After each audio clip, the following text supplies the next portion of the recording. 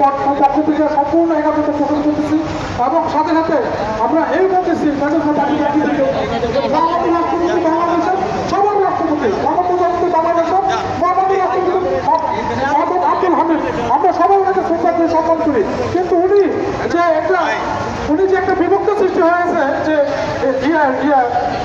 নিবন্ধন এবং অনিবন্ধনের ব্যাপারে আলোচনার ব্যাপারে নির্বাচন কমিশনের ব্যাপারে এই ব্যাপারে সাধারণ মানুষ অনেক কষ্ট পাচ্ছে, মানুষের মনে অনেক ব্যথা, অনেক কষ্ট, অনেক বিগত।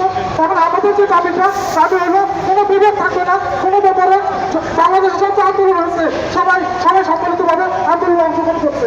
নির্দিষ্ট গুটি কয়েক দলের অংশগ্রহণে কোনো আন্দোলন হয়নি। স্বাধীনতার যুদ্ধ থেকে আরম্ভ করে এই পর্যন্ত যত রকমের কাজ হয়েছে তাকে উন্নয়নে সবাই অংশগ্রহণ করছে। এখন রাজনৈতিক দলের আলোচনার ব্যাপারে নিবন্ধনের ব্যাপারে কেন এই ডিভিশন করবেন? সেক্ষেত্রে আমি বলবো বাংলাদেশ আমাদের সবার নির্দিষ্ট কয়েকটা দলের না, নির্দিষ্ট দল কখনো সব ভালো রুটি খাইতে পারে না। সেখানে আমি আমার রাষ্ট্রপতি আপনার প্রতি সম্পূর্ণ আস্থা আছে, আমাদের সম্পূর্ণ আস্থা আছে, সম্পূর্ণ আমি সম্মান জানাই, আপনার কাছে দাবি জানাই আপনারা সবার সাথে সব দলের সাথে সবার বক্তব্য আপনি শোনেন, সব দলের বক্তব্য যদি শোনার পরে আপনার নির্বাচন কমিশন গঠনের ব্যাপারে আপনি সিদ্ধান্ত দিবেন।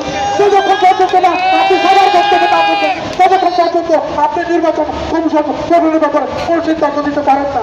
এই কথা বলে আমি সবাইকে ধন্যবাদ জানিয়ে আমি আমার বক্তব্য চর্চা তো আগেই রহমান আলহামদুলিল্লাহ।